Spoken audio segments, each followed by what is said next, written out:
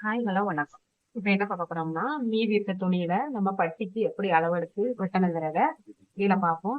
இதே புதுசா தைக்கிறவங்க ஃபுல்லா நீங்க இப்படி அளவு எடுத்து வெட்டும்போது, நமக்கு சட்டையும், பிளவுஸும் சரியா இருக்கும். அது மாரி நம்ம அளவு எடுக்கிறது ரொம்ப ஈஸியாவும் நம்ம அளவு எடுத்துக்கலாம். இப்ப வந்து பட்டிக்கு வந்து நம்ம இப்படி இருக்கணும், அப்படி இருக்கணும்னு குழப்ப வேண்டாம். நம்ம பட்டிக்கு மார்பு சுற்றளவு எவ்வளவு எடுத்தோமோ, அதே அளவுக்கு வச்சு எடுக்கணும். இந்த அளவு வந்து நம்ம 10 மார்பு சுற்றளவு எடுத்திருந்தோம்.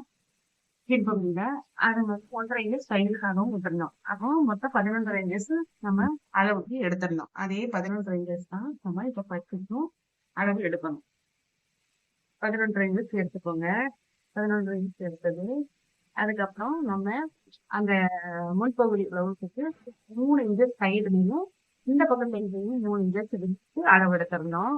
அதுக்கு நம்ம இப்போ 3 இன்ச்சுக்கு நம்ம கீழே மடிப்புக்காக தைக்கணும். அதுக்காக 4 இன்ச் இந்த பக்கம் 4 இன்ச்சுக்கும் இந்த பக்கம் 4 இன்ச்சுக்கும் நான் எடுத்திருக்கேன்.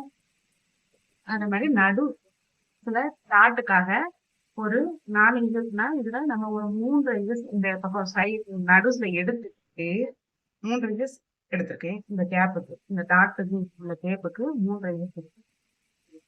இதுல நம்ம இந்த பக்கம் 4 எடுத்துடணும். இதுல வந்து அதே மாதிரி 3 இன்ச் எடுத்துக்கணும்.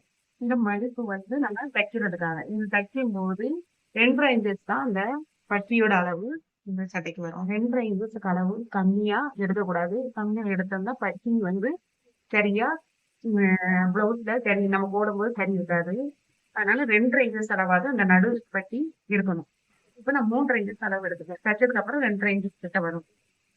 இப்போ நம்ம இந்த சைட வளைவா நம்ம எடுத்து வரைஞ்சிடணும். வரைஞ்சாச்சுன்னா இதுதான் பட்டியோட அளவு. இதுக்கு நம்ம அளவுகள் தேவையில்லை, எடுக்கவும் கஷ்டப்பட வேண்டாம்.